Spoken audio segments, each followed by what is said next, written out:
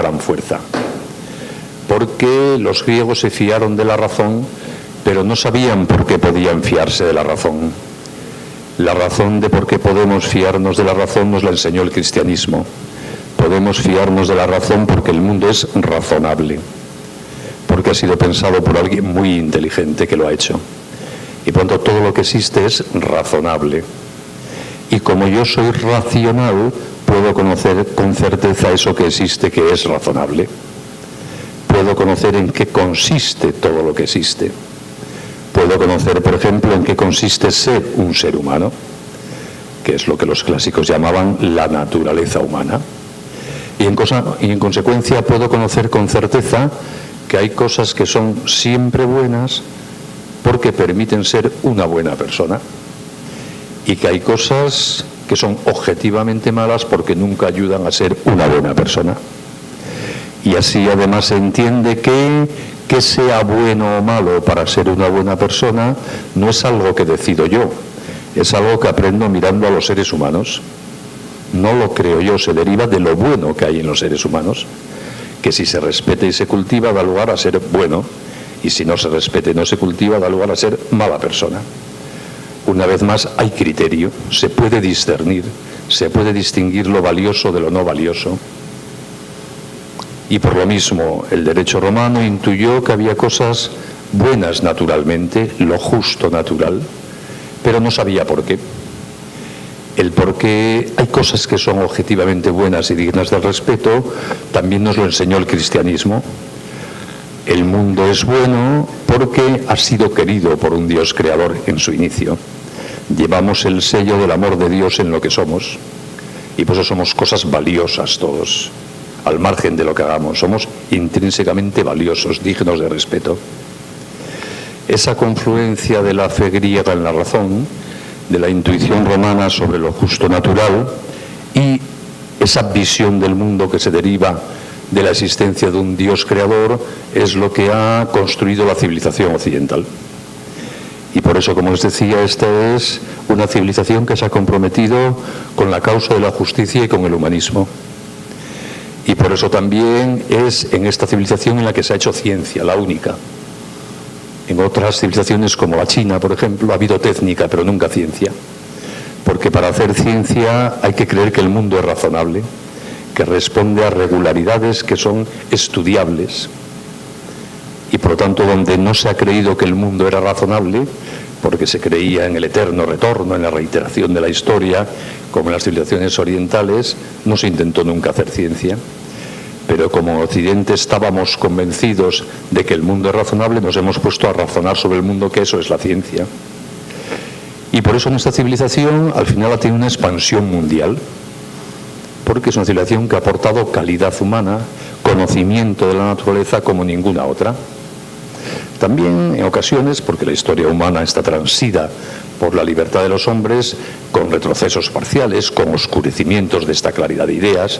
No es una historia lineal de progreso permanente y continuo sin ningún retroceso. Y esto tiene mucho que ver con la concepción del ser humano. ¿Cómo hemos visto en esta tradición intelectual al ser humano? Como algo profundamente valioso que consiste en algo. El ser humano no es un fruto sin sentido de la evolución ciega de la bioquímica del carbono en un universo que no tiene ninguna razón para la esperanza. El ser humano es una maravilla que podemos conocer como tal. El ser humano es literalmente amable, digno de ser amado, porque hay una inmensa capacidad de bien y verdad en todos los seres humanos. Y por eso merece la pena cultivar la educación, es decir, ayudar a los seres humanos a desarrollar toda esa capacidad de bien y de verdad que hay en ellos. Y por eso los seres humanos somos capaces de conductas nobles, de respetarnos y de querernos, de cuidarnos. Y por eso nos empeñamos en construir sociedades solidarias, donde haya cada vez más cotas de seguridad y de justicia social, sabiendo que nunca llegaremos al 100%, pero nos empeñamos en ello porque es posible, porque el ser humano es capaz de bien. Y por eso hemos construido teorías jurídicas para defender la dignidad humana, llamándolas derechos humanos. ¿qué son los derechos humanos?